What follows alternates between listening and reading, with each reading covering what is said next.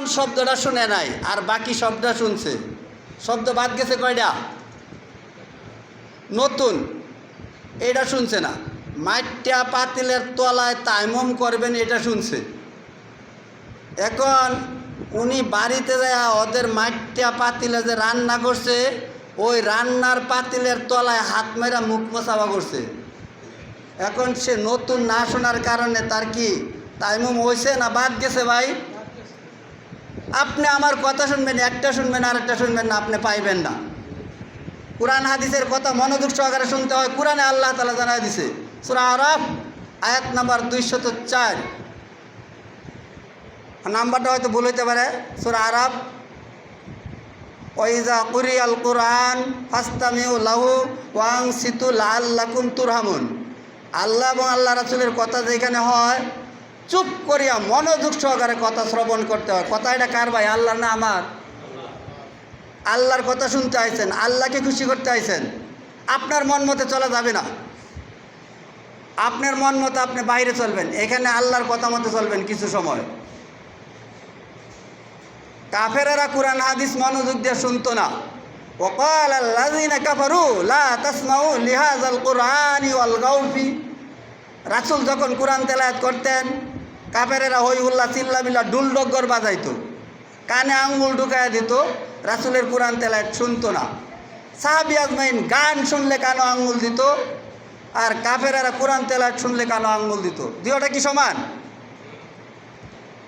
তাহলে কুরআনের মাজলিসে বসে যে ব্যক্তি চুপ করিয়া কথা শুনে, তার উপর আল্লাহর রহমত বর্ষিত হয়। বলি সুবহানাল্লাহ।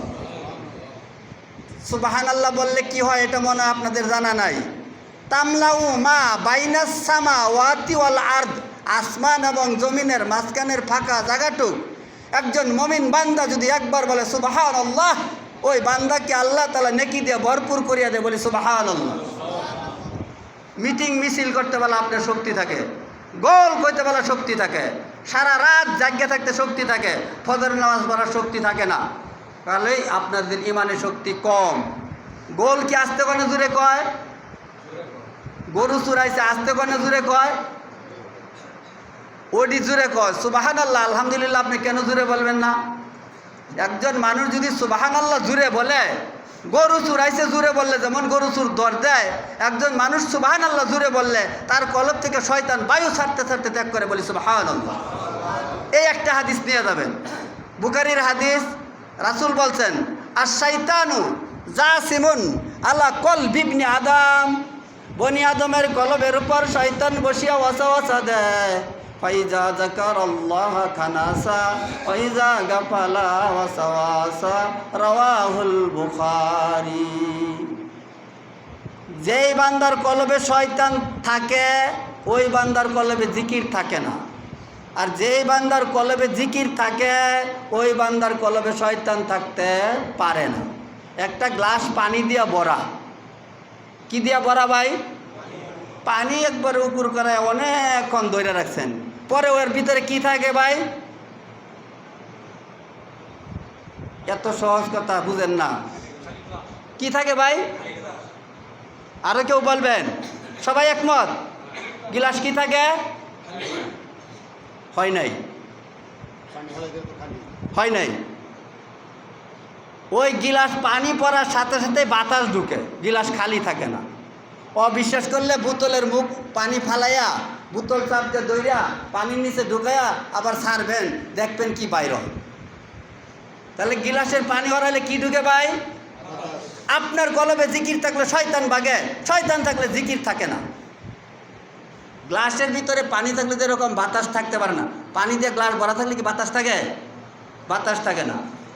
এই জন্য আল্লাহ রাসূল বলছে এই একটা ঔষধ নিয়ে যাবেন, এই একটাই নেবেন, আর বাকি নেওয়ার দরকার নাই, একটাই নিলে আপনার জন্য যথেষ্ট। রাসূল বলছেন, আশ-শাইতানু জাসিমুন আলা কলবি ইবনি আদম। বনি আদমের কলবের উপর শয়তান বসিয়া ওয়াসওয়াসা দেয়।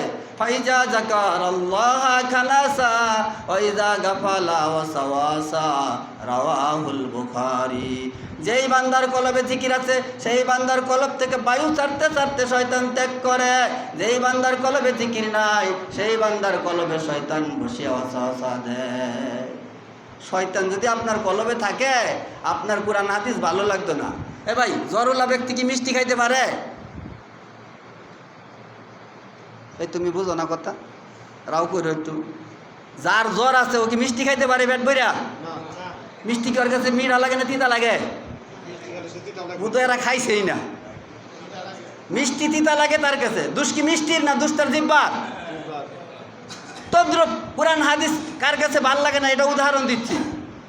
যার জ্বর আছে তার কাছে মিষ্টি যেমন ভালো লাগে না, যার কলবের ভিতরে অসুস্থতা আছে তার কাছে কোরআন হাদিস ভালো লাগে না। রাসূল বলছেন, আল্লাহ রাসূল বলছেন তার কলবটা বেমারি, অসুস্থতা, তার অসুস্থতা কলবের ভিতরে কোরআন হাদিস ভালো লাগে না। যার কলবটার ভিতরে অসুস্থতা নাই, অসুস্থতা হয় কিভাবে? কলব একটা অন্যায় কাজ করলে, একটা পাপ কাজ করলে তার কলবে একটা দাগ পড়ে, বারবার পাপ কাজ করতে করতে দাগ পড়তে পড়তে কলবটা নষ্ট হয়ে যায়, তখন সেই কলব দিয়ে কোরআন হাদিস ভালো লাগে না। রাসূল বলেন, আমি বলি নাই, ফি কুলুবিহিম মারাদুন ফাজাদাহুমুল্লাহু মারাদা, তাদের কলবটা মরিচিকা পড়ে গেছে। মরিচিকা পড়ার কারণে তাদের কাছে একবার নামাজ পড়লে আরেকবার পড়তে মন চায় না, সাদগা দান ডিব্বায় টাকা দিতে মন চায় না, 25 টাকা 20 টাকা দিয়ে সিগারেট কিনতে মন চায়, 7 দিনে মসজিদায় 10 টাকা দিতে মন চায় না। তাদের কলব মরিচিকা পড়ে গেছে। তাদের কলব মরিচিকা পড়ার কারণে ভালো কাজ করতে মন চায় না, খারাপ কাজ করতে মন চায়। আল মুমিনু ফিল মসজিদে সামাকু ফিল মায়ে, আল মুনাফিকু ফিল মসজিদে পাইরু ফিল কাফকাফে। পাখি পিঞ্জিরায় যেমন ছটপট ছটপট করে, মুনাফিক কোরআন হাদিসের মাজলিসে বইলে ছটপট ছটপট করে। মাছ পানিতে শান্তি পায়, মুমিন কোরআন হাদিসের মাজলিসে শান্তি পায়। মাছ স্বর্ণের পেলায় রাখলে খুশি না বিরক্ত?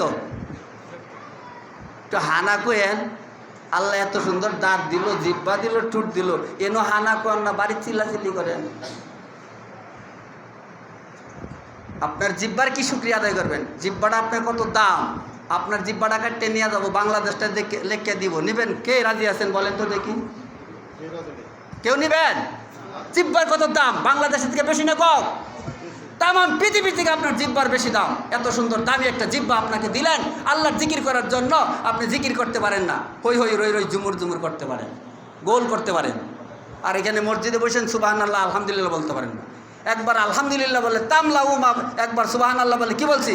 তামলাউ মা বাইনাস সামাওয়াতি ওয়াল আরদ, আসমান এবং জমিনের মাঝখানের ফাঁকা জায়গাটুক নেকি দিয়া ভরপুর করিয়া দেয়। আরেকবার বলি সুবহানাল্লাহ। এই জিব্বার শুকরিয়া আদায় করবেন।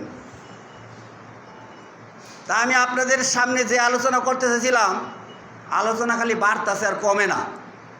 কি আলোচনা করব আপনাদের সাথে? আপনাদের মসজিদে অনেক বিষয়ে ত্রুটি দেখতেছি, অনেক মসজিদ দাবি করলেন আলে হাদিস, ত্রুটি দেখতেছি অনেক। আমাদের পাশে এলাকার যত হানাফি মসজিদ আছে প্রতিটা মসজিদে 12:30টায় আজান দেয়, কব্বর গ্যারান্টি, আর লড়ায় না। আপনাদের মসজিদেও কি কব্বর গ্যারান্টি? 12:30টায় প্রতি শুক্রবারে আজান, লম্বা দিন হোক খাড়া দিন হোক, কয় না কিছু। এরা কি কোন দেশে লড়াচড়া হয় না? লড়াচড়া হয় না সারা বছরই। পাইলেন কই? হাদিস দেখায়েন, যে ইমামে নির্ধারণ করছে ওরে দেন, হাদিসটা দেখায় দেব। কার্তিক মাসে ফজরের নামাজ, মাগরিবের নামাজ পড়ি 5:30টায়, জ্যৈষ্ঠী মাসে মাগরিবের নামাজ পড়ি 7টায়, 1.5 ঘন্টা পিছাইলাম, ফজর পিছাইলাম, জোহর পিছাইলাম। বাপদাদের আমল তো কব্বর গ্যারান্টি, জোহর আর জুমার নামাজ ধরলাম আর ছাড়াইলাম না, তারপরে আলে হাদিস। হাদিস বুঝি না তারপরে আলে হাদিস, কি কই? ইমাম সাহেব খুতবা দেয়, তাও মনে হয় হাদিস বুঝে না। কেন বলছে না সে? হাদিস দ্বারা প্রমাণিত, কোরআনের আয়াতের দ্বারা প্রমাণিত। সূর্যের সাথে নামাজের সম্পর্ক, সূর্যের সাথে নামাজের সম্পর্ক। কতটা হাদিস দিবেন? আবু দাউদ 394 নাম্বার হাদিস বাইর করে দেখবেন, নাম্বার নিয়ে যাবেন, মনে না থাকলে ভিডিও করবেন। আবু দাউদ 394 নাম্বার হাদিস। ওয়াসাল্লা সুবাহা মাররাতান বিগলাসিন সুম্মা সাল্লা মাররাতান উখরা ফাসফারা ফিহা সুম্মা কানাত সালাতুহু বাদা যালিকা তাকলিসা হাত্তা মাতা ওয়ালাম ইয়াউদ ইলা ইউসফিরা। রাসূল সাল্লাল্লাহু আলাইহি সাল্লাম জিবরাইলকে 2 দিন সালাত শিক্ষা দিলেন। ভাই কয় দিন? একটু উত্তর দেন। জিবরাইল 2 দিন সালাত শিক্ষা দিলেন রাসূলকে। কাকে? প্রথম দিন আয়েশা আওয়াল ওয়াক্তে অন্ধকারে ফজরের সালাত আদায় করিলেন। তারপরের দিন বুরের আলু প্রকাশ হওয়ার পর ফজরের সালাত আদায় করিলেন। কয়দিন হয়েছে? তারপরের দিন রাসূল অন্ধকারে ফজরের সালাত আদায় করিলেন। এইভাবে মোট মৃত্যু পর্যন্ত অন্ধকারে ফজরের সালাত আদায় করিলেন। আর আমাদের দেশে কিছু ভাইয়াচারি আছে, খালি রোজার মাস অন্ধকারে ফজরের সালাত আদায় করে, আর বাকি 11 মাস সে তারা সূর্যের আলু প্রকাশ হয় এই অবস্থা সালাত আদায় করে। ভুল হইলে বললেন, আছে না এরকম লোক? রমজান মাস হলে 1 মাস তারা খালি আওয়াল ওয়াক্তে ফজরের সালাত পড়ে, আর বাকি 11 মাস তার মন মতে চলতে হবে। রব চাই জিন্দিগি, মন চাই জিন্দিগি চলা যাবে না। চলতে হবে আল্লাহর হুকুম মতে, নিজের মন মতে চলা যাবে না। নিজের মন মতে চলে তারা কাফের যারা। আর দুনিয়া সিজনুল মুমিনিন ও জান্নাতুল লিল কাফিরিন।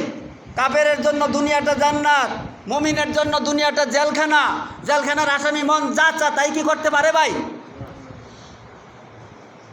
জেলখানার মনে যা চা তাই করে?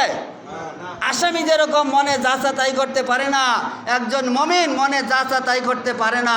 মুমিন মন চাই জিন্দিগি চলতে পারে না, রব চাই জিন্দিগি চলবো, আল্লাহর হুকুম মতে চলবো। আল্লাহর হুকুমে সালাতের ব্যাপারে কত জায়গায় জানাই দিলেন। সূরা নিসা 103 নম্বর আয়াত, ইন্নাস সালাতা কানাত আলাল মুমিনিনা কিতাবাম মাওকুতা। প্রতিটা জায়গায় সালাত কইলেন।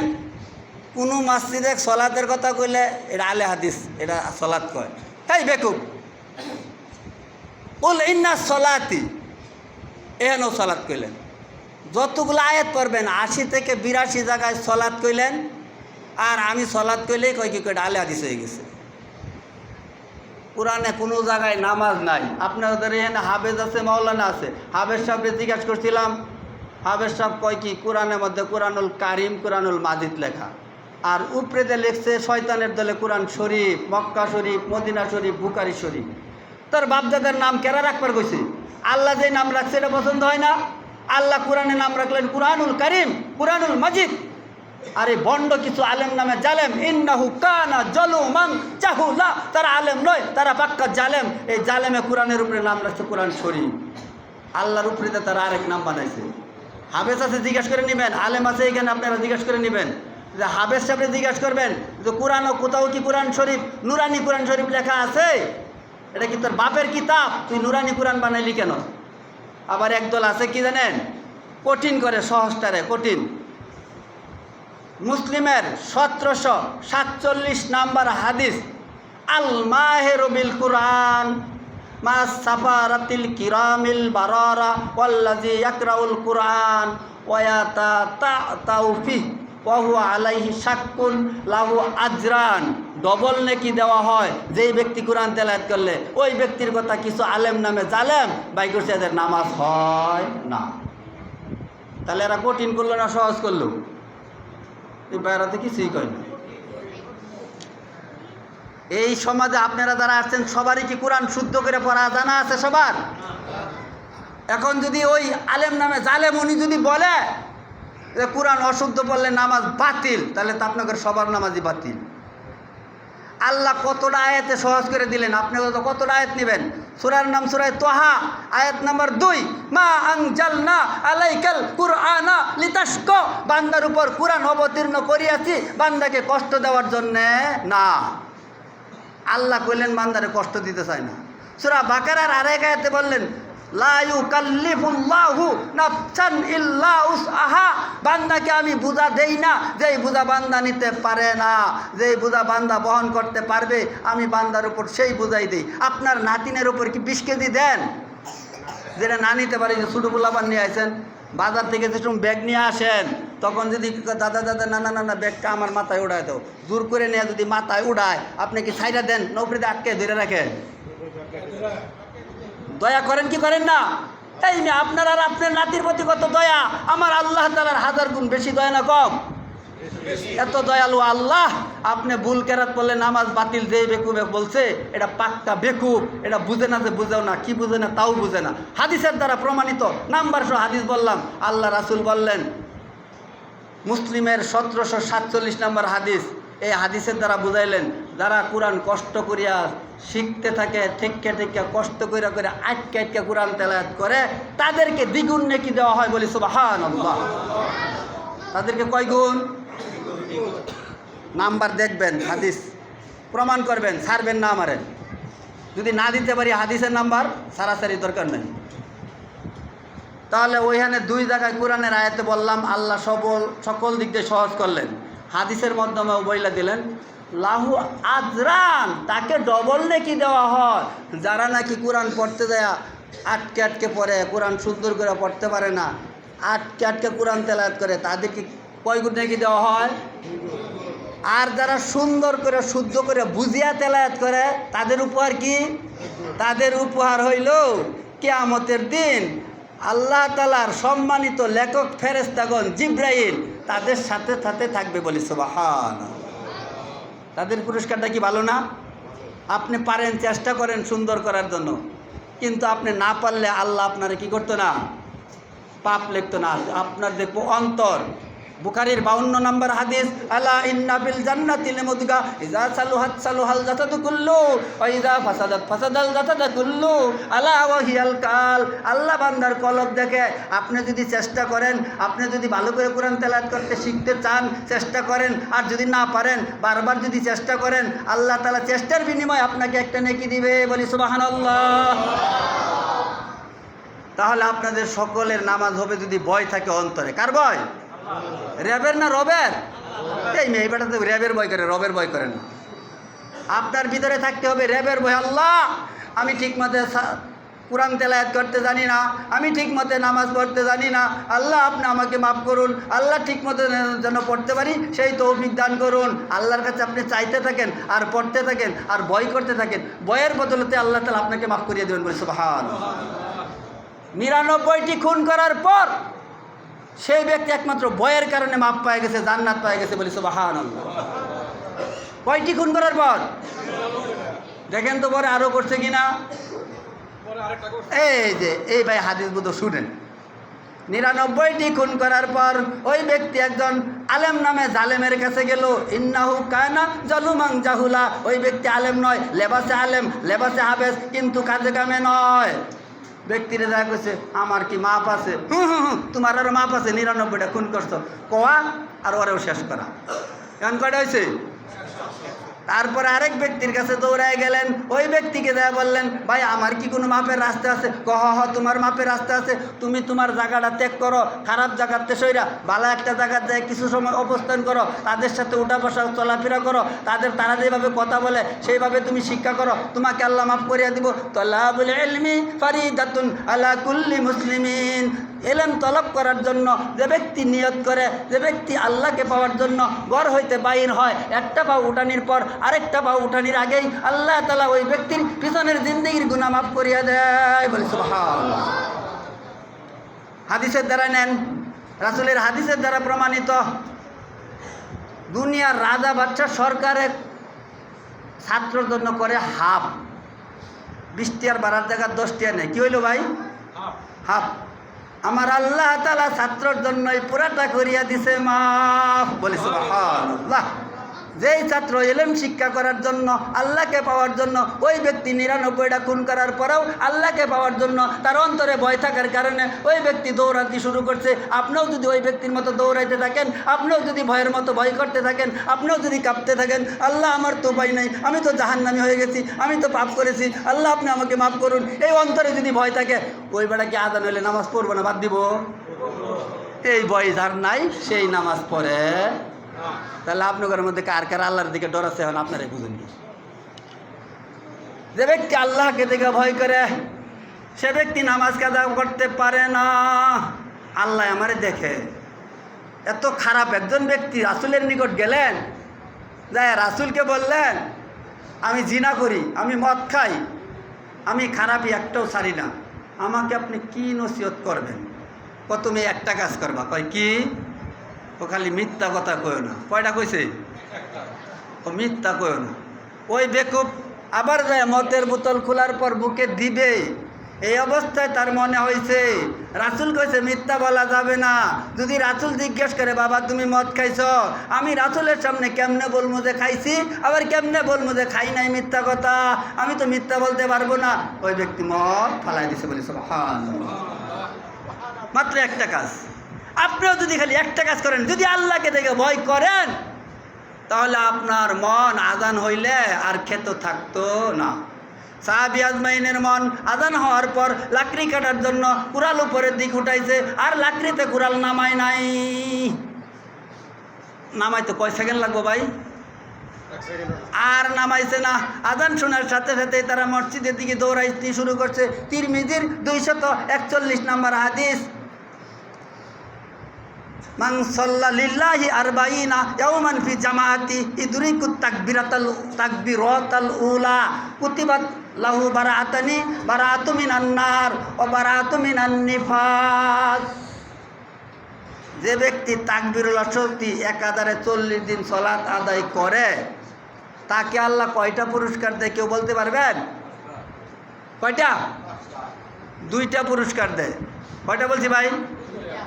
একটা তার নাম জাহান্নাম থেকে মুক্ত করিয়া দেয়, বলি সুবহানাল্লাহ। তার নাম আর জাহান্নামে রাখে না। আরেকটা তার নাম মুনাফিক হইতে কাটিয়ে দেয়, তার নাম আর মুনাফিকের খাতাও থাকে না। তাহলে যারা তাকবীরুল্লাহ সহিত নামাজ আদায় করে না, গোষ্ঠী করে, এক রাকাত পায় আরেক রাকাত পায় না, আয়ে গপ্প করে, উজু করে, ফ্যানসারে, এরা তাকবীরুল্লাহ ধরতে পারে না। এরা মুনাফিক মুসল্লি। এরা কি মুসল্লি?